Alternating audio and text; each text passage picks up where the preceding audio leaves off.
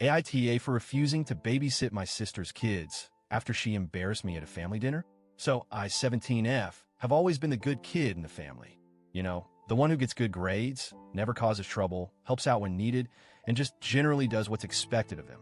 My older sister, Lisa, 27F, has always been the cool one, the social butterfly, the one who had a million friends in high school, and now the supermom with 3 adorable but very energetic kids, 6M for F and 2F. I love my nieces and nephew, I really do. That's why, for the past couple of years, I've been babysitting for Lisa whenever she needs. And she needs a lot. It started out as the occasional favor, but over time, it's become this unspoken expectation that if Lisa has plans, I'll watch her kids. At first, I didn't mind. It felt nice to help out, and since I don't go out much, it wasn't like I had better things to do.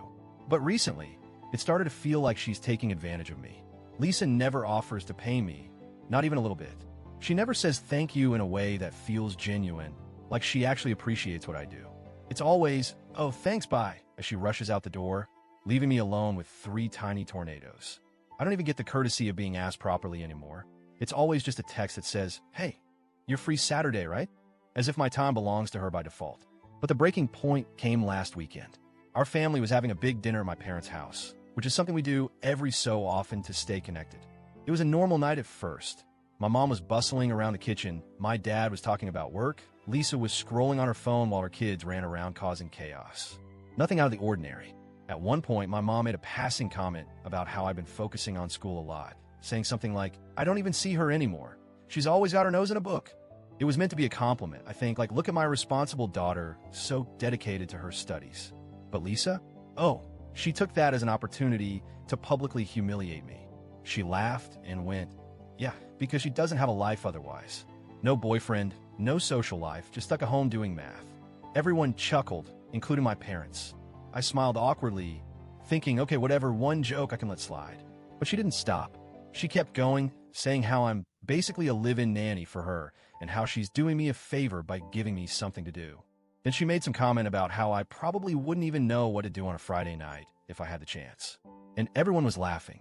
Not in a mean way, necessarily, but in that, oh, it's just a joke, kind of way that makes it impossible to call someone out without looking like the oversensitive one. I glanced at my mom, expecting her to step in. Nothing. My dad at least had the decency to say, Lisa, that's enough, but she just shrugged and went, oh, relax, it's funny. I wanted to disappear. I'm not a confrontational person. I never have been. But sitting there, listening to my sister reduce my entire existence to being a boring, lonely babysitter, I felt something shift inside me. I realized that Lisa doesn't respect me. She doesn't appreciate what I do for her. She sees me as useful, not as a person with her own life, her own time, her own worth. Just useful. So I made a decision right then and there. A few days later, Lisa texted me, as usual. Hey, can you watch the kids Saturday? And for the first time ever, I didn't come up with an excuse.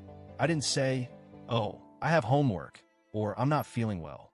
I just said, no, I'm busy. She replied instantly, busy with what? And that's when the pettiness in me took over. Finding a life. I hit send and put my phone down, my heart pounding. I won't lie, part of me was nervous, but another part of me felt amazing. It felt like I had finally taken back a little bit of power.